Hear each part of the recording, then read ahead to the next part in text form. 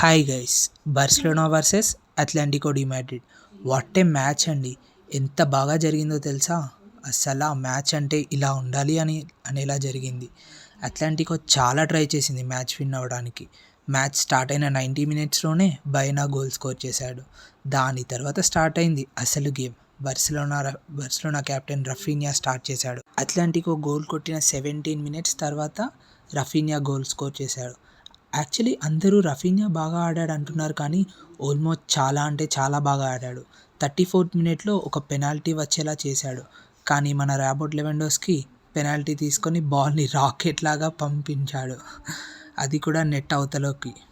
That's really a poor penalty. కానీ 69th మినిట్లో ఓబ్లాక్ని ఆట పట్టించి మరీ ఓల్మో గోల్ స్కోర్ కొట్టాడు. అండ్ ఆఫ్టర్ దట్ ఎక్స్ట్రా టైంలో 96th మినిట్లో ఫెరాన్ టోరెస్ గోల్ కొట్టాడు. Very well assist from Balde. And ఈ మ్యాచ్లో లమిన్ యమాల్ కూడా చాలా అంటే చాలా బాగా ఆడాడు.